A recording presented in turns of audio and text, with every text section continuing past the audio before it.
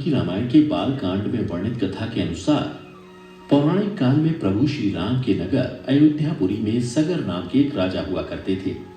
राजा सगर ने 2 शादियां की थी, किंतु वे संतानहीन थे।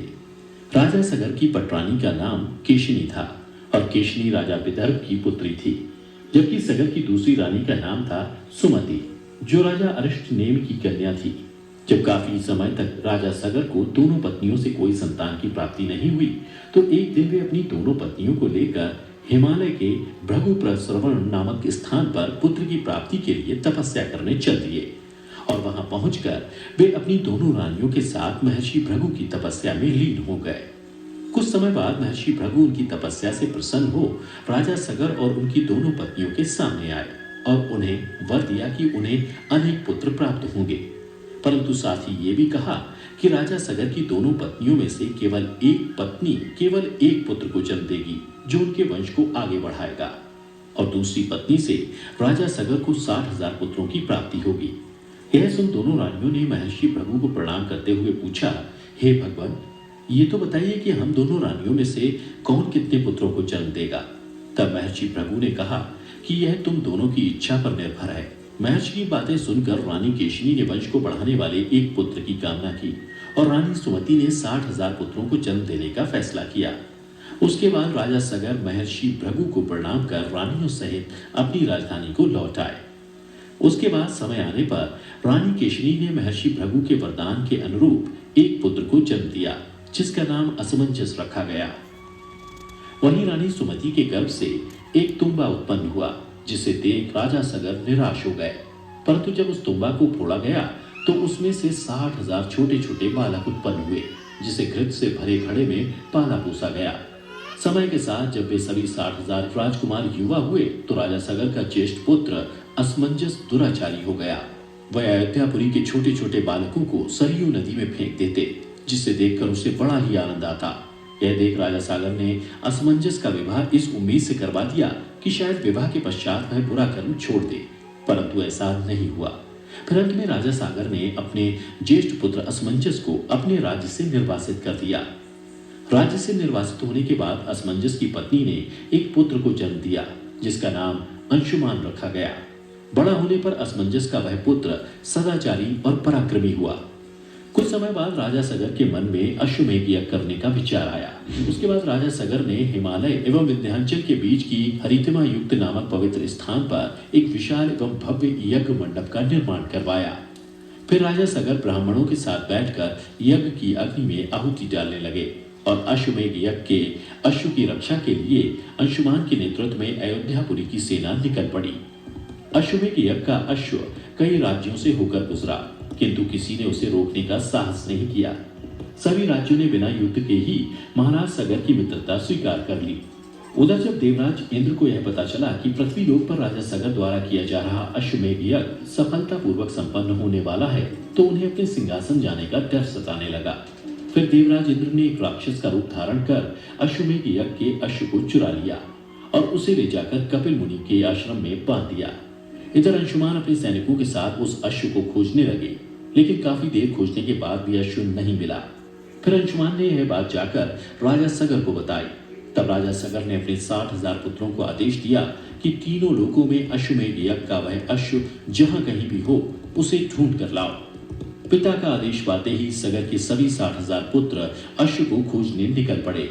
इसके लिए उन्होंने सबसे पहले पूरी पृथ्वी को खोदना शुरू किया, परंतु काफी समय तक खोदने के बाद भी उन्हें वह अश्व नहीं मिला। इस क्रम में पृथ्वी लोक पर निवास करने वाले हजारों प्राणी इन राजकुमार के हाथों मारे गए। उधर जब इन बातों का पता देवताओं को चला तो वे भी ब्रह्मा जी के पास पहुंचे और बोले, हे ब्रह्मदेव, राजा सगर के सभी पुत्रों ने पृथ्वी लोक पर आतंक मचा रखा है, इसे अब आप ही रोक सकते हैं।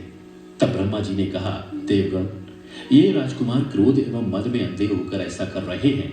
इस समय पृथ्वी की रक्षा का दायित्व कपिल ऋषि पर है, इसलिए वे अवश्य कुछ न कुछ करेंगे। उधर पूरी पृथ्वी को खोदने के बाद भी जब अश्व और उसको चुराने वाला नहीं मिला तो सभी राजकुमार पाताल लोक जा पहुंचे। पाताल में अश्व को खोजते खोजते वे सभी वसुदेव कपिल मुनि के आश्रम में पहुंच गए, जहां उन्होंने देखा कि कपिल मुनि तपस्या में लीन है और उन्हीं के पास यज्ञ का वह अश्व बंधा हुआ है। यह देखकर वे सभी कपिल मुनि को ही अश्व चुराने वाला समझकर दुर्वचन कहने लगे और फिर उन्हें मारने के लिए आगे बढ़े, जिससे कपिल मुनि की समाधि भंग हो गई और उन्होंने क्रोध में आकर राजा सगर के सभी 60,000 पुत्रों को जलाकर भस्म कर दिया। इधर जब बहुत दिनों तक राजा सगर को अपने 60,000 पुत्रों की कोई सूचना नहीं मिली तो उन्होंने अपने पौत्र अंशुमान को उन्हें खोजने का आदेश दिया। फिर अंशुमान उन सभी को पृथ्वी पर ढूंढने लगे। काफी समय तक ढूंढने के बाद अंशुमान को एक दिन एक मार्ग पाताल की ओर जाता हुआ दिखाई दिया। फिर वे उसी मार्ग से होते हुए पाताल लोक में उसी स्थान पर पहुंच गए जहां कपिल मुनि ने राजा सगर के 60,000 पुत्रों को जलाकर भस्म कर दिया था। वहां पहुंचकर अंशुमन ने देखा कि वहां उनके चाचाओं के जले हुए राख के ढेर है और सामने है यज्ञ का वह अश्व जो बंधा हुआ है। अपने चाचाओं को भस्म हुआ देखकर अंशुमन अत्यंत दुखी हो गए और वहीं भूमि पर बैठ गए। कुछ क्षण पश्चात उनके मन में यह विचार आया कि भस्म हुए राजकुमारों की मुक्ति के लिए उन्हें जल अर्पण करें, लेकिन उन्हें आसपास कोई भी जलाशय नहीं दिखा। तभी अंशुमान की नजर पक्षीराज गरुड़ पर पड़ी। फिर अंशुमान ने उन्हें प्रणाम करते हुए पूछा, हे पक्षीराज, मैं अपने चाचाओं का तर्पण करना चाहता हूँ। समीप में अगर कोई सरोवर हो तो कृपा कर उसका पता बताएं, और यदि आपको इनकी मृत्यु के बारे में कुछ भी पता हो तो वो भी बताएं। तब और कपिल मुनि के पास छोड़ दिया। और जब उसके चाचा उस अश्व को ढूंढते हुए यहाँ पहुंचे तो कपिल मुनि के साथ दुर्व्यवहार करने के कारण उन सभी को उन्होंने जलाकर भस्म कर दिया। तत्पश्चात गरुड़ जी ने अंशुमान से कहा कि ये सब अलौकिक शक्ति वाले दिव्य पुरुष के द्वारा भस्म किए गए हैं। गंगा के जल से ही तर्पण करने पर इन सब का उद्धार संभव है। इसलिए अब तुम अश्व लेकर वापस चले जाओ ताकि तुम्हारे पितामह यज्ञ पूर्ण कर सके। गरुड़ जी के मुख से सारी बातें सुनने के बाद अंशुमान उनसे विदा लेकर वहां से चल दिए। अयोध्या पहुंचकर अंशुमान ने सारी बातें राजा सगर को बताई, जिसे सुनकर वे दुखी हो गए और फिर उसी दुखी मन से उन्होंने यज्ञ पूरा किया।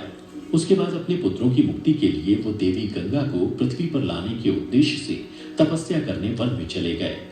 कुछ वर्ष पश्चात तपस्या में लीन राजा सगर स्वर्ग सिधार गए। राजा सगर के देहांत के पश्चात अंशुमान ने भी गंगा को लाने के लिए तपस्या की, लेकिन वो भी सफल नहीं हो सके और स्वर्ग सिधार गए। अंशुमान के परम प्रतापी पुत्र दिलीप हुए। अंशुमान के स्वर्ग सिधार जाने के बाद उनके पुत्र दिलीप अयोध्या के राजा बने। उसके बाद जब राजा दिलीप का पुत्र भागीरथ बड़ा हुआ तो वो भी उसे राज्य का भार सौंपकर गंगा को पृथ्वी पर लाने के लिए तपस्या करने चले गए, पर उन्हें भी सफलता नहीं मिली। भगीरथ बड़े ही धर्मनिष्ठ राजा थे, किंतु उनकी कोई संतान नहीं हुई। इस पर वे अपने राज्य का भार मंत्रियों को सौंपकर स्वयं गंगावतरण के लिए गोकर्ण नामक तीर्थ पर जाकर कठोर तपस्या करने लगे। भागीरथ के कई सालों की कठोर तपस्या के बाद ब्रह्मा जी प्रसन्न हुए और उनके सामने प्रकट होकर वर मांगने के लिए कहा। भगीरथ ने ब्रह्मा जी से कहा कि परमपिता, यदि आप मेरी तपस्या से प्रसन्न हैं तो मुझे यह वर दीजिए कि मेरे पूर्वज महाराज सगर के पुत्रों को मेरे प्रयत्नों से गंगा का जल प्राप्त हो, जिससे कि उनका उद्धार हो सके। साथ ही मुझे संतान प्राप्ति का भी वर दीजिए ताकि इक्ष्वाकु वंश आगे बढ़ सके। तब ब्रह्मा जी ने कहा कि संतान का तेरा मनोरथ शीघ्र ही पूर्ण होगा, किंतु देवी गंगा पृथ्वी पर अवतरित नहीं हो सकती, होने में एक समस्या है। यह सुन राजा भगीरथ ने कहा, हे भगवान, देवी गंगा पृथ्वी पर अवतरित क्यों नहीं हो सकती? तब ब्रह्मा जी ने कहा, हे वत्स भगीरथ, क्योंकि जब गंगा जी वेग के साथ पृथ्वी पर अवतरित होंगी तो उनके वेग को पृथ्वी संभाल नहीं सकेगी। गंगा जी के वेग को संभालने की क्षमता देवाधिदेव महादेव जी के अतिरिक्त किसी में भी नहीं है। इसलिए तुम्हें महादेव जी की कठोर तपस्या कर उन्हें प्रसन्न करना होगा। इतना कहकर ब्रह्मा जी अपने लोक को चले गए। इधर ब्रह्मा जी के जाने के बाद भगीरथ ने साहस नहीं छोड़ा और वे उसी जगह पैर के अंगूठे के सहारे खड़े होकर महादेव जी की कठोर तपस्या करने लगे। फिर 1 साल बाद देवादिदेव महादेव राजा भगीरथ की तपस्या से प्रसन्न हुए और उन्हें आशीर्वाद दिया और बोले, वत्स भगीरथ, हम तेरी मनोकामना पूरी करने के लिए गंगा जी को अपने मस्तक पर धारण करेंगे। उधर जब इसकी सूचना देवी गंगा को मिली तो वे क्रोधित हो उठी, क्योंकि वे देवलोक से कहीं जाना नहीं चाहती थी। फिर देवी गंगा ने निश्चय किया कि वे अपने प्रचंड वेग से शिव जी को बहाकर पाताल लोक ले जाएंगी, और जब वे भयानक वेग से शिव जी के सिर पर अवतरित हुई तो देवी गंगा का यह अहंकार महादेव जी से छुपा न रहा। महादेव जी ने गंगा की वेगवती धाराओं को अपनी जटाओं में उलझा लिया। गंगा जी अपने समस्त प्रयत्नों के बाद भी महादेव जी की जटाओं से बाहर न निकल सकी। गंगा जी को इस प्रकार शिव जी की जटाओं में विलीन होता देख भगीरथ ने फिर शंकर जी की तपस्या की। भगीरथ की इस तपस्या से प्रसन्न होकर भगवान शंकर ने गंगा जी को हिमालय पर्वत पर स्थित विंदुसर में छोड़ा। छूटते ही गंगा जी 7 धाराओं में बट गए। गंगा जी की 3 धाराएं रागनी, पावनी और नलिनी पूर्व की ओर प्रवाहित हुई। सुचक्षु, सीता और सिंधु नाम की 3 धाराएं पश्चिम की ओर बहीं और 7वीं धारा महाराज भगीरथ के पीछे चली। जिधर जिधर भगीरथ जाते थे उधर उधर ही गंगा जी जाती थी। स्थान स्थान पर देव, यक्ष, किन्नर, ऋषि मुनि आदि उनके स्वागत के लिए एकत्रित हो रहे थे। जो भी उस जल का स्पर्श करता था भव बाधाओं से मुक्त हो जाता था। चलते चलते गंगा जी उस स्थान पर पहुंची जहां ऋषि जाह्नवी यज्ञ कर रहे थे। गंगा जी अपने वेग से उनके यज्ञशाला को संपूर्ण सामग्री के साथ बहाकर ले जाने लगी। इससे ऋषि को बहुत क्रोध आया और उन्होंने क्रुद्ध होकर गंगा का सारा जल पी लिया। यह देखकर राजा भगीरथ निराश हो गए और वे महर्षि जाह्नवी से देवी गंगा को मुक्त करने का अनुरोध करने लगे और उन्हें सारी बातें बतलाईं। तब महर्षि जाह्नवी ने अपने कान के रास्ते देवी गंगा को मुक्त कर दिया। तभी से देवी गंगा का एक नाम जाह्नवी पड़ गया। फिर राजा भगीरथ उस ओर चल पड़े जहां उनके पूर्वजों की राख पाई हुई थी। फिर देवी गंगा भी उनके पीछे पीछे चलने लगी और कपिल मुनि के आश्रम पहुंचकर उन्होंने राजा सगर के 60,000 पुत्रों को मुक्ति दिलाई। फिर राजा भगीरथ ने उन्हें धन्यवाद दिया। उसके बाद ब्रह्मा जी ने प्रसन्न होकर भगीरथ को वरदान दिया कि तेरे पुण्य के प्रताप से प्राप्त इस गंगा जल से जो भी मनुष्य स्नान करेगा या इसका पान करेगा वह सब प्रकार के दुखों से रहित होगा, अंत में स्वर्ग को प्रस्थान करेगा। जब तक पृथ्वी मंडल में गंगा जी प्रवाहित होती रहेंगी तब तक उसका नाम भागीरथी कहलाएगा।